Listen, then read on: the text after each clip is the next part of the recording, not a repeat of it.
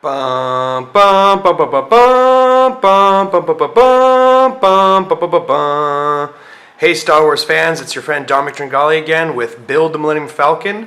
The D'Agostini model kit, weekly model kit, comes out every week with a magazine about the Star Wars films and universe, and a couple pieces to put together to build a one-for-one film replica of the Millennium Falcon.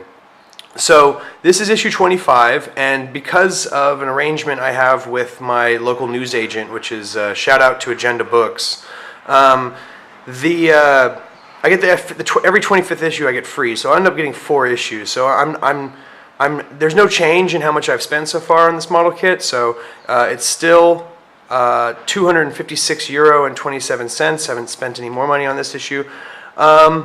So let's just dive right into this thing and show you what it's all about. Okay. So the issue contents, we have this Starship's fact file, the Delta 7 Aether Sprite starfighter, one of the starfighters utilized by the Jedi Order, special starfighter designed by the Quat Systems Engineering.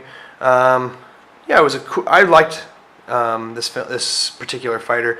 If I believe correctly, it was the one that Obi-Wan Kenobi flew against Slave One when he tried to land on Geonosis. Speaking of Obi-Wan, there he is.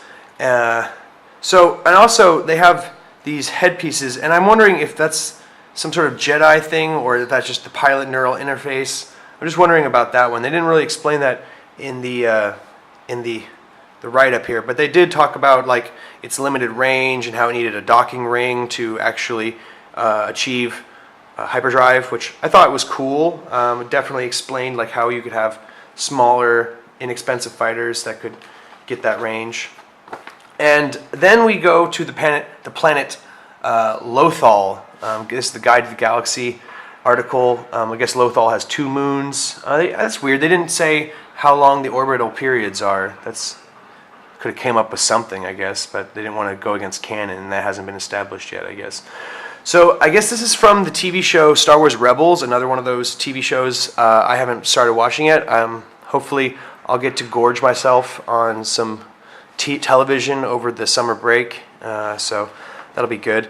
I thought it was kind of funny that one of the cities or villages, refugee villages in Star Wars Rebels is this Tarkin town, which is kind of like a Hooverville from like the Depression era. I felt like this whole thing was a commentary on like the Industrial Revolution, without even seeing the show before, because it's talking about how it was an agricultural society, and then people started going for cheap jobs in the cities where they can get industry jobs. Looks like the graphics are pretty good for an animated show, computer generated. I'll probably check out the show as well when I get a chance. So I definitely have Clone Wars and Rebels on my list. And then we have this article about gyro computers, going back to this explanation of how you pilot the Millennium Falcon and how it has these sophisticated computer brains that help guide you from crashing this high-speed starship. These gimbals that tilt, but they never actually change orientation, so you always know which way is up. Talking about roll, pitch, and yaw. Really, it's all science, Star Wars science, and it was a fun read, but there's just really nothing really fascinating to me about that article. But anyway, so then we just dive right into our next parts bag, which here it is, parts bag number 25. So let's dive right into this, cut it open, and see what we find inside. So, going biggest to smallest, we have another one of the jigs, the working jigs, that we'll be saving for when we're actually putting the jig together. We have a number of screws. This is going to be... remember I was complaining about those visible screws? This will actually, from what I understand, fix that. So, we'll see how that looks when it's all put in place. So we don't need the framing work or the hole. That's a big piece of hole we're not going to use. Today we're just going to be gluing these pads into here. So that's kind of a small step in this particular issue, but it will hopefully add to the whole of the ship itself. and we'll be replacing those pins, like I said. So great. Let's go ahead and cut this sprue open and talk about the grid and how we got to put these in place. Right. So here are the 4 pieces. These gray pieces that are actually going to go to the ring corridor passageway, and then the 2 corresponding sprues.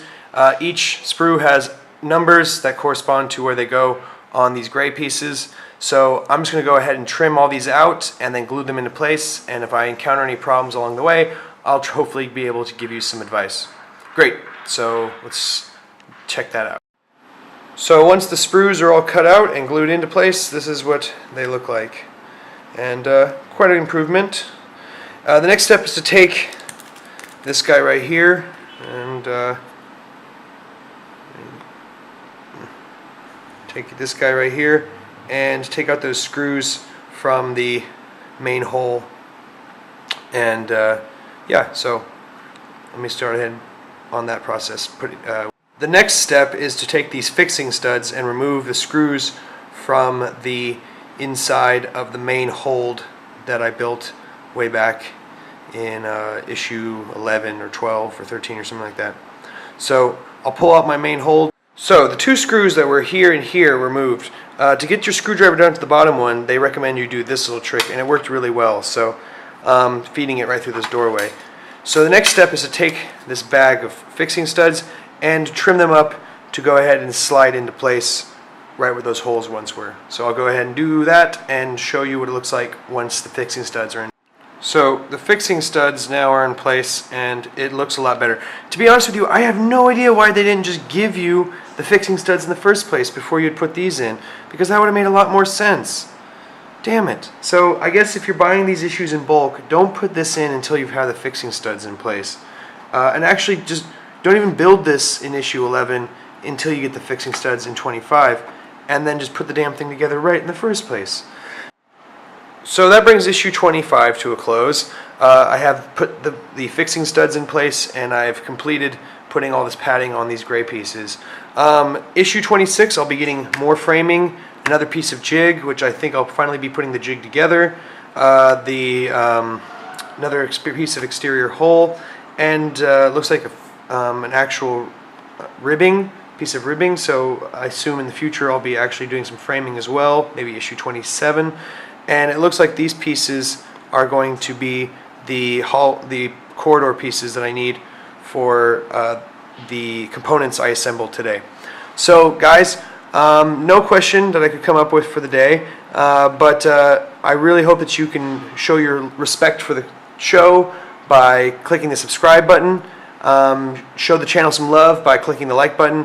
Go ahead and leave some comments down below on the series. Check out my other parts, my other 24 issues that I've done, and stay tuned next week for issue 26. Great, guys. Thank you.